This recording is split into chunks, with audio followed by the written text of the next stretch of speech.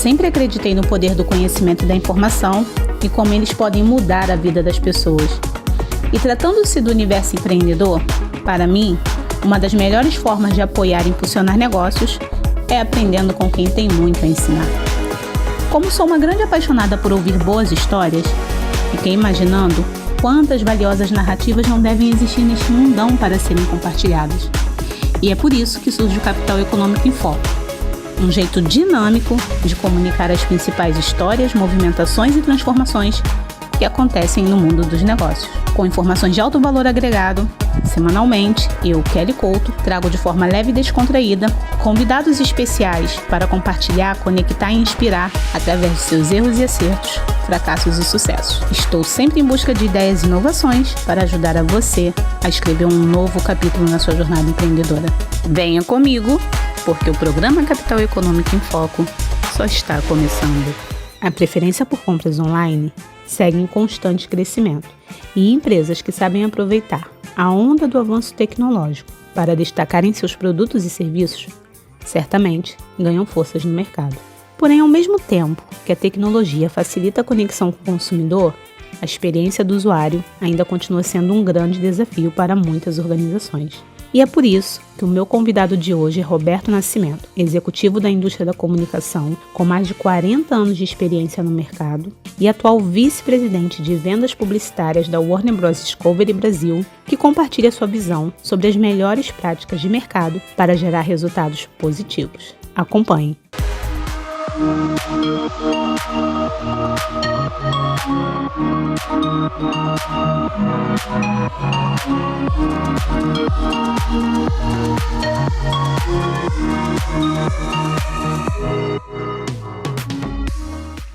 Roberto Nascimento, seja muito bem-vindo. Que honra te receber aqui no Capital Econômico em Foco.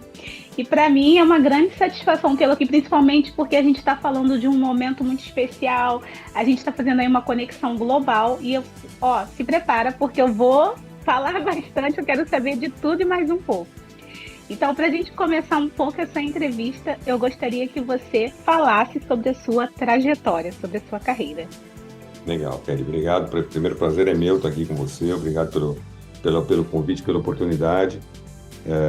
Falar deste assunto para mim é sempre muito interessante. Enfim, sou Roberto Nascimento, tenho mais de 40 anos já atuando na indústria da comunicação. Minha história é bastante interessante. Eu comecei pensando em ser engenheiro e de repente eu virei para comunicação e publicidade por um acidente. E estou desde então nessa indústria, desde os 18 anos de idade. Fui por 23 anos, trabalhei na área editorial, sempre como comercial, né? Sempre fui uma pessoa de conexões e de negócios em área comercial. Enfim, fiquei 23 anos, tive a oportunidade depois de trabalhar um pouco com TV por assinatura, no começo da TV por assinatura no Brasil. Fui na verdade veículo digital no Terra por um tempo. Fui agência de publicidade, trabalhando na AW Brasil durante algum tempo. Enfim, eu tentei fazer da minha carreira e da minha trajetória uma trajetória que pudesse tentar contemplar todos os espaços de trabalho e todas as posições dentro dessa conversa, né? Seja fornecedor, seja cliente, seja o vendedor, enfim, o intermediário, enfim, passei por essa história toda.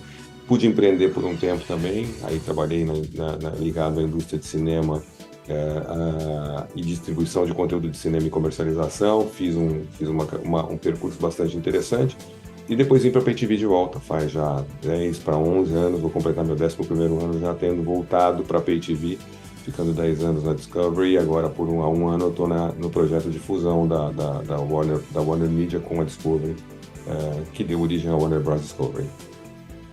Sensacional. Roberto, agora você construiu aí a carreira, né? Ou seja, 4 décadas, né? Pouco mais de 4 décadas. Meu Deus, que lindo. Parabéns pela carreira. Então, hoje você está à frente do setor publicitário, né? Da fusão, da Warner, da Discovery. Eu queria entender qual é o segredo, como a gente cria oportunidade de negócios com a sua experiência dessas 4 décadas de mercado, porque não é fácil, né, Roberto? Não, Kelly, eu acho que assim, a parte mais interessante de estar na posição comercial, eu acho que sempre é a oportunidade que você tem de tentar mudar alguma coisa que aparentemente já está traçada para acontecer, né? Então, a gente olha sempre, e eu costumo conversar muito isso no dia a dia com os times, com as equipes.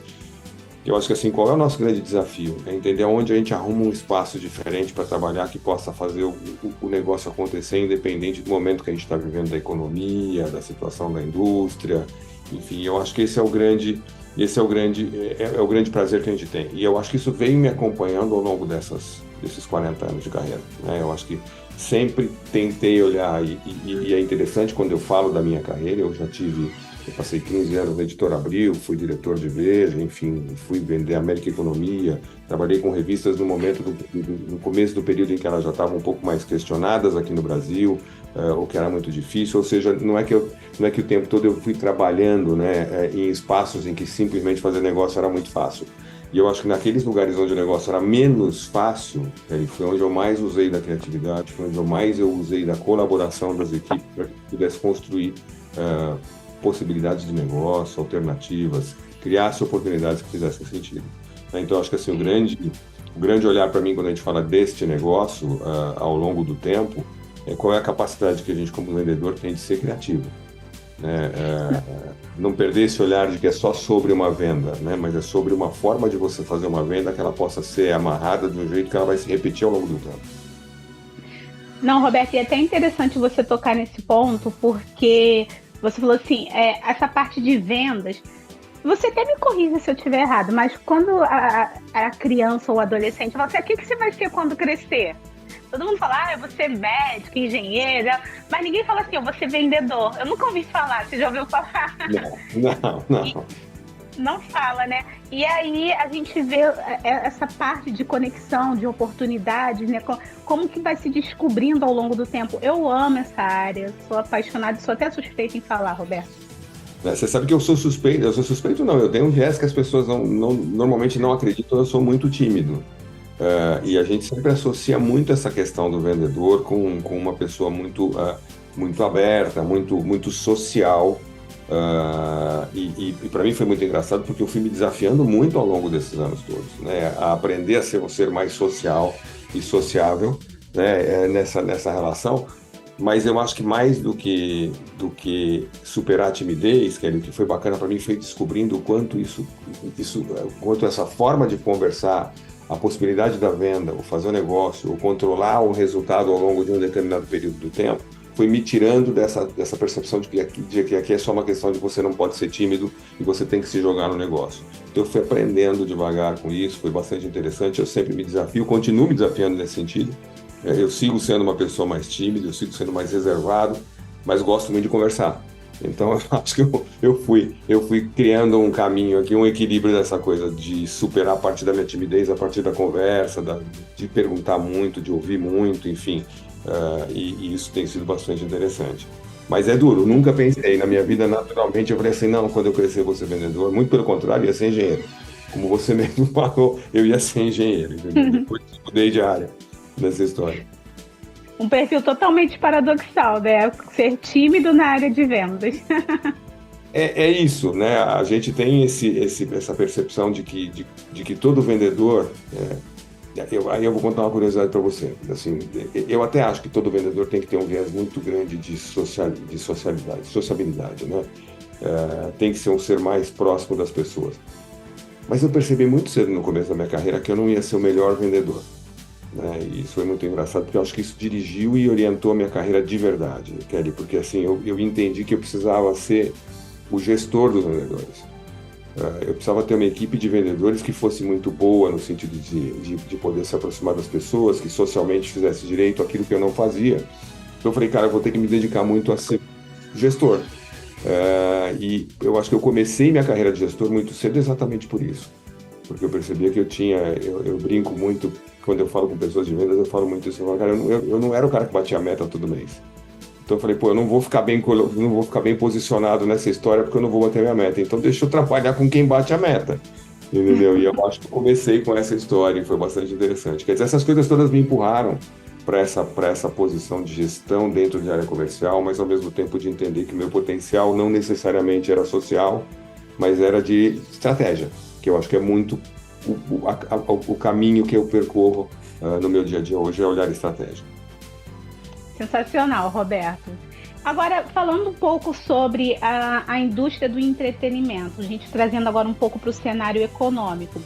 Tem uma pesquisa, eu tenho alguns dados aqui, segundo a Statista, estima-se que entre 2022 até 2026, a indústria do entretenimento ela deve alcançar em um volume de negócios de aproximadamente 40 bilhões de dólares. Na sua opinião, o que explica esses números, né? Quais são assim, as principais tendências que estão por vir?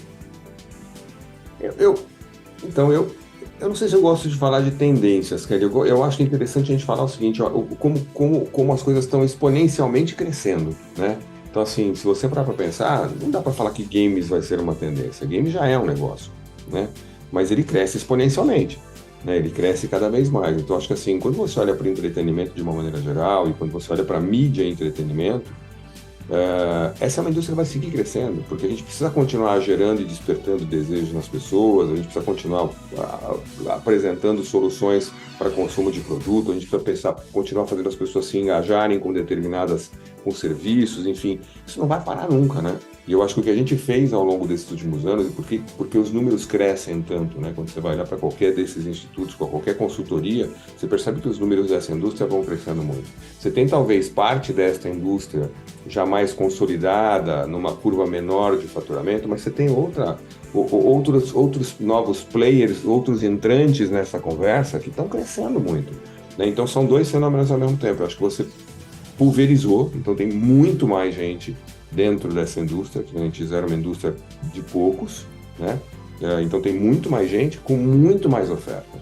Né? Então eu acho que essa história mostra pra gente dois caminhos. Né? Eu sempre falo muito isso quando eu estou conversando sobre a nossa indústria. Não necessariamente todas as plataformas vão fazer sucesso ao longo dos próximos anos.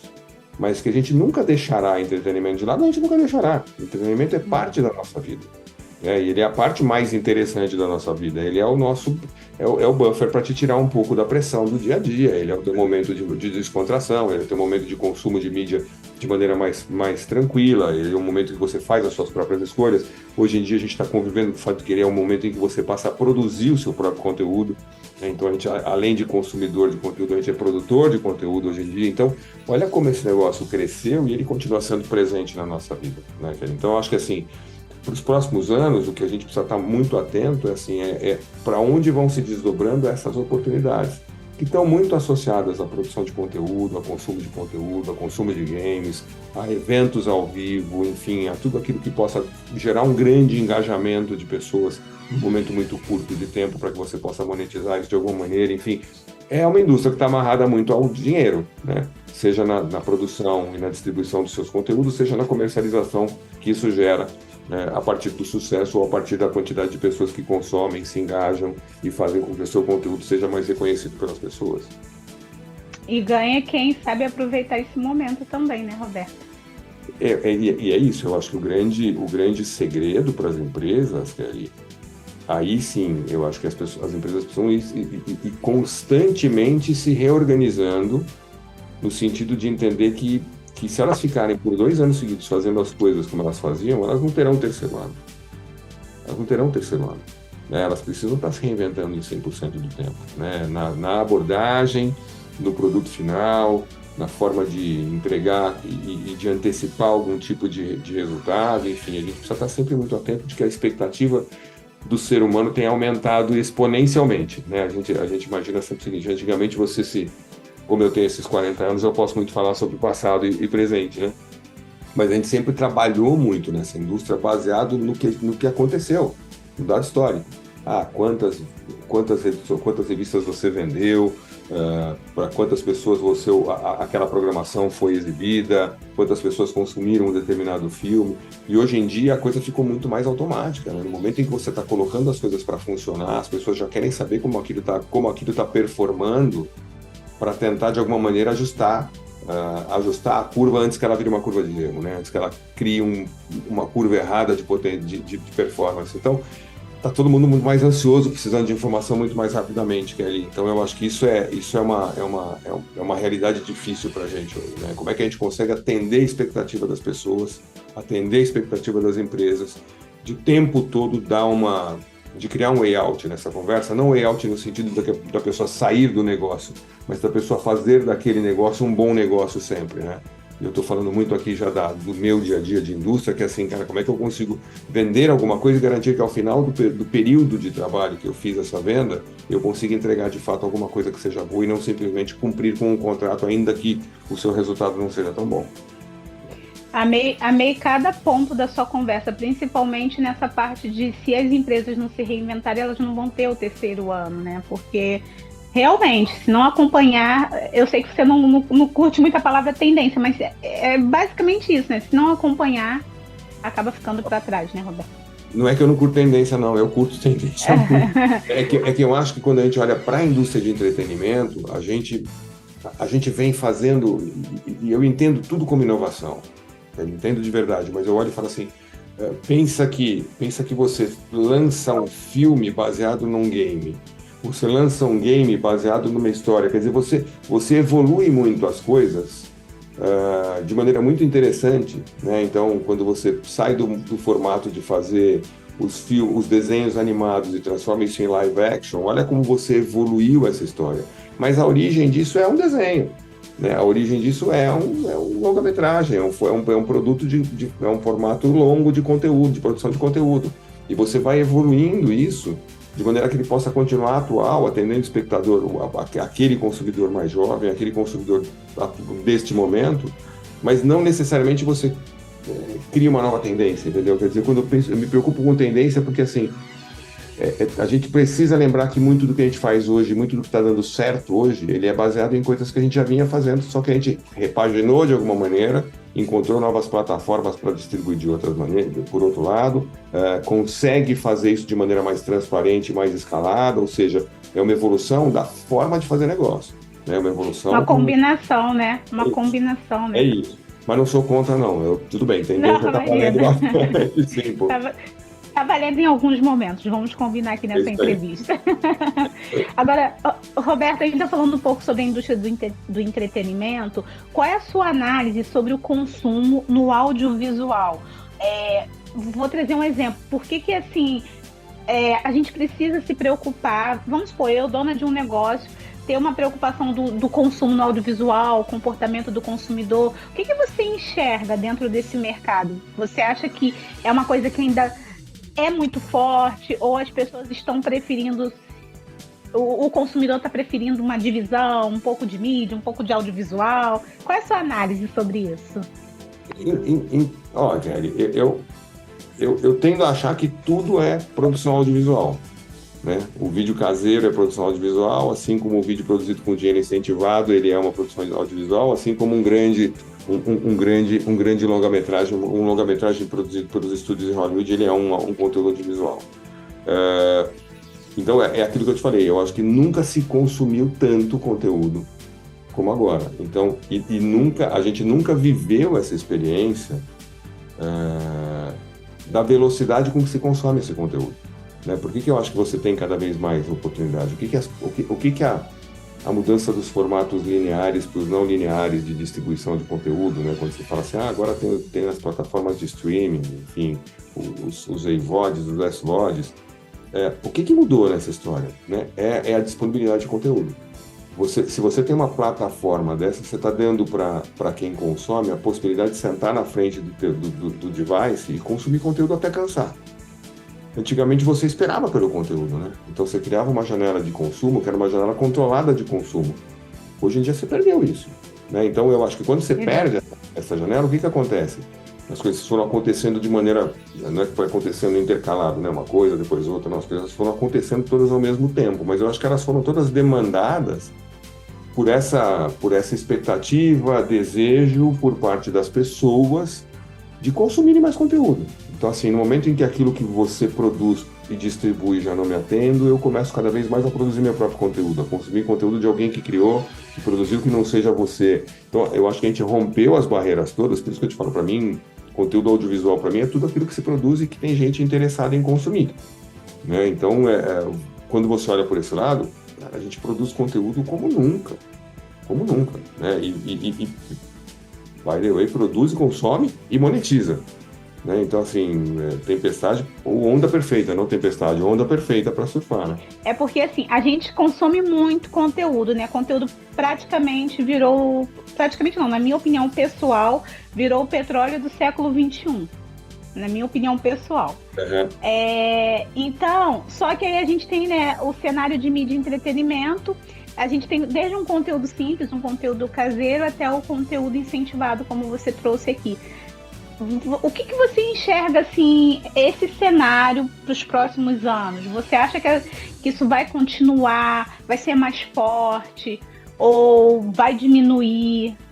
Não acredito que vai diminuir, entendeu? Eu acho que a gente vai continuar loucamente produzindo conteúdo e criando entretenimento. Eu realmente entendo que essa é uma eu não acho que eu não percebo que isso seja uma tendência que de repente vai voltar para alguma outra posição diferente ou vai trocar de lado, enfim, quer dizer, a gente fala muito em movimento pendular para muita coisa, né? Quer dizer, ó, você vai de um extremo ao outro, então você tinha lá, pega primeiro, começa com televisão por assinatura, né? Quer dizer, você tinha cada canal, cada programador era um programador separado, aí de repente você concentra todo mundo, traz todos os programadores para debaixo de empresas de distribuição de conteúdo, aí de repente você lança o streaming, vai todo mundo de volta para o lado de cá, cada um tem o seu próprio streaming. Então, assim, eu acho que esses movimentos pendulares, eles são coisas aparentes na nossa vida. Quando você fala disso, de produção de conteúdo, Kelly, eu acho que não acaba. Não acaba, porque eu acho que a gente tem ainda, né? Eu acho que assim, tem coisas associadas, que é o aumento da oferta de banda de qualidade, de dados, de tráfego de dados com qualidade. Isso permite que você possa cada vez mais usar, subir, descer materiais, enfim, fazer ups e downloads de materiais e trabalhar com isso. A gente está cada vez mais exposto à produção de conteúdo, né? Por isso que eu te falo, cada um de nós, em algum momento, vira um produtor de conteúdo porque quer mandar uma mensagem, quer fazer um vídeo diferente, quer fazer uma coisa mais bonitinha, enfim, você começou a brincar de produzir conteúdo. Eu acho que a diferença, ou que dá o passo seguinte disso, é quando você começa a monetizar, né? Então, assim, quando este conteúdo vira um negócio, é para onde a gente vai. Como está todo mundo percebendo que isso virou um negócio, ele é uma alternativa para as pessoas ganharem dinheiro. Então, eu acho que as pessoas vão continuar. Tem duas coisas boas. Eu acho que a gente naturalmente vai ter, por perfis de consumo, coisas assim, você sempre vai ter uma entrada de conteúdos talvez menos elaborados, coisas menos preparadas e bem produzidas, e que o grande apelo delas está no calor da informação que você está dando, ou na graça, ou na inteligência que você está usando para fazer aquele conteúdo, mas você percebe que mesmo esses conteúdos eles se elaboram um pouco mais com o tempo. E obriga todo mundo que é produtor de conteúdo, de fato, do ponto de vista profissional, a talvez repensar a forma de fazer conteúdo para aquilo que ele está fazendo. Quer dizer, a gente nunca vai deixar, como indústria, de fazer um filme com orçamento altíssimo, super sofisticado, com todos os recursos disponíveis, porque isso é o que boa parte do público espera. Mas se você só fizer isso, você não atende o restante das pessoas que querem consumir conteúdo rápido, no dia a dia, dinâmico. Eu quero ver o cachorrinho pulando, eu quero ver a brincadeira que alguém fez, eu quero ver a dancinha, eu quero ver... Tudo isso vai virando indústria. Então, e tudo isso, de alguma maneira, que eu falei, para mim, o elemento comum dessa história, além de ser o conteúdo, é a capacidade de monetização. Você entra nessa brincadeira porque você quer engajar mais gente, você quer ter mais fãs, você quer ter mais pessoas curtindo e interagindo com você, porque isso em algum momento pode virar um negócio. Né? Então, perfeito. Por isso que eu acho que não diminui. Entendeu? Eu entrei nessa pergunta porque eu também eu, né, sou um pouco velhinha, mas cresci acompanhando a evolução da mídia, né? Então, agora o conteúdo ele tá muito forte, a produção tá muito forte, todo mundo realmente produz. Exato. E é tão legal ver o mercado também se movimentando. Você vê desde uma carreira que é mais formal, como, por exemplo, um advogado, um médico que está ali, que tem todo um cuidado para trazer uma mensagem, até uma simples dona de casa que produz alguma coisa, algum material em casa, faz as suas vendas e virou um canal sensacional. E eu acompanhei essa evolução também, embora... É, né, eu não vou falar a idade, eu não vou falar que não, para não não tem denunciar a comparação. idade. Eu não vou falar a idade porque não tem comparação. Fica tranquilo. Mas essa é outra coisa interessante, né, Kelly? É a velocidade com que as coisas estão mudando. Né? Exatamente. A gente precisa cada vez menos de tempo para ver mais coisas acontecendo. Né? Exatamente. A gente via os produtos nascendo, evoluindo, morrendo em ciclos muito mais longos. Estava brincando outro dia disso com uma pessoa que trabalha comigo, a gente estava falando nenhum assunto ligado ao produto, mas era sobre geração. Né? A gente está entrando em geração beta já. E aí a gente parou para pensar um pouquinho, quer dizer, você troca de geração hoje num período de tempo muito menor do que você trocava no passado. Né? Então, antigamente se falava uma geração se troca a cada 18 anos, 20 anos. Acho que no Baby Boomer era isso. De repente passou a cada 15 anos você estava trocando de geração, você está trocando de geração a cada 10 anos. Né? Então, olha como está sendo mais rápido. E assim, não é sobre uma questão cronológica, não é sobre uma questão de idade, mas eu acho que é sobre uma questão de capacidade de absorção de conhecimento e informação mais cedo. Né? Então, muito mais rapidamente você cria um conhecimento, você assume um protagonismo, você cria um papel de entender sobre as coisas mais rapidamente. E também se vai mais rapidamente, troca muito mais rápido. Né? É incrível, né? É como as coisas estão criando uma velocidade, uma dinâmica muito grande, né? Mas é legal também a gente ter a oportunidade de acompanhar esse movimento todo e não só acompanhar, né? Se envolver com o movimento, que é o que a gente está fazendo agora. Exatamente. Mas não deixamos de ser criadores de conteúdo, entendeu? Continuamos fazendo esse movimento. Exato. Agora, Roberto, mudando um pouco de assunto. Você como executivo de negócios, acredito que você tenha enfrentado muitos desafios ao longo desses anos. Eu quero saber qual foi o momento mais doloroso aí para construir essa carreira. Qual foi o momento mais difícil que você, meu Deus, eu acho que eu vou pendurar as chuteiras. Compartilhe um pouco aí com a gente. Olha, eu acho que tem dois lados. Eu sou uma pessoa muito de família. Eu tenho uma relação com família muito crítica, então eu tive dois momentos para mim que são muito importantes. Um deles foi tomar decisões profissionais que te afetam profissionalmente, baseado naquilo que é melhor na sua relação com a sua família. Estava vivendo o fim de um casamento com filhos pequenos em um determinado momento da minha carreira, e ali eu tive que fazer uma opção de trocar o sucesso da carreira por dar uma diminuída na velocidade, para poder fazer uma opção de estar num lugar, talvez não tão vitrine, não com tanta visibilidade como eu estava antes, mas que eu pudesse ter um momento para dedicar para minha família. E eu não acho que é uma questão de dor, né, mas é uma questão de tomar decisões que te custam muito tempo. Então, assim, elas têm que ser muito pensadas. Então, no momento em que eu fiz isso, até o momento em que eu voltei para aquilo que eu chamo de mainstream da minha indústria, eu consumi 12 anos da minha carreira. Né? Então, você tomar essa decisão não pode ser impulsiva, né? Mas ela é muito difícil, ela te custa pessoalmente. Eu não tenho nenhum arrependimento pelo que eu fiz do jeito que eu achei que eu tinha que fazer, e foi exatamente como eu imaginava. Eu preservei muito da minha relação com meus filhos, enfim, pude fazer essa jornada da questão da relação emocional, e foi super bacana, e consegui depois retomar minha carreira, mas custa muito. E aí o segundo, que eu acho que tem um aprendizado brutal nele, e é muito chato sempre, é quebrar uma empresa. Então, quando eu empreendi, eu acabei, o negócio não deu certo. E ele consumiu muito do meu tempo, do meu esforço, enfim, tinha sócios, tinha tudo. Teve um momento que a gente tinha 80 funcionários, enfim, tinha uma estrutura muito grande, e você vê aquilo não funcionar com você acreditando, enfim, a gente tinha ali um projeto de negócios que era muito legal.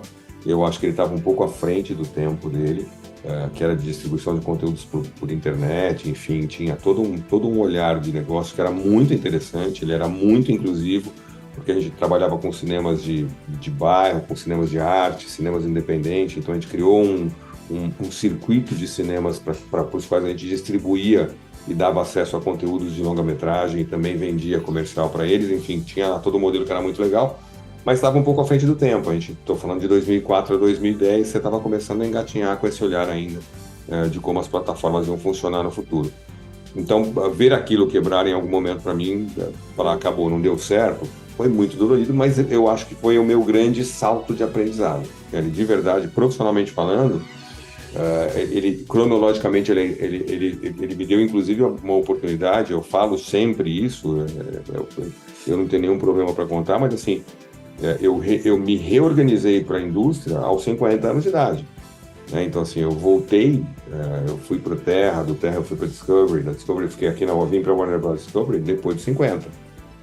Então eu acho que assim, eu só pude fazer esse movimento pelo que eu acumulei de aprendizado naquela passagem, toda a minha carreira naturalmente, mas naquela passagem em particular, de ter vivido a experiência de um negócio não funcionar e você ter que se organizar para poder fazer o negócio parar sem que você deixe as pessoas de alguma maneira desorganizadas, sem que você abra a mão da sua responsabilidade, foi um grande aprendizado. Roberto, muito obrigada por você compartilhar essa parte com a gente, porque as pessoas que estão de fora, quando olham assim uma carreira já construída, consolidada, nem imagina, né, os bastidores. E você é gente como a gente, nós somos pessoas, somos seres humanos, né? Então tem um aprendizado. O tombo que te acorda, né? Exatamente. Enfim, quer dizer, a gente fala muito e a gente não para pensar no que é isso, né? Que você pode aprender pelo amor ou pela dor, e normalmente a gente aprende mais pela dor do que pelo amor. Mas é isso, né? Quer dizer, no momento em que você está num período de sofrimento, ali você para e foca. E você tenta entender exatamente o que você precisa fazer para poder se ajustar, entendeu? Então, é verdade. Não, maravilhoso. E principalmente para os empreendedores que estão começando, aqueles empreendedores também que já experimentaram, né, essa parte do aprendizado, de realmente o lado tombo. Porque às vezes tem empreendedor que pensa assim, meu Deus, eu sou a pessoa mais ruim desse mundo, né? Quebrei uma empresa, então não sou capaz. E não é isso. Realmente empreender é bem desafiador. E muito obrigada por você realmente compartilhar isso com a gente, porque é um exemplo, é uma inspiração, né? E eu realmente te entendo. E sabe uma coisa engraçada, Kelly? Porque eu acho que quando você olha para o mercado americano, por exemplo, quebrar negócio não é um problema.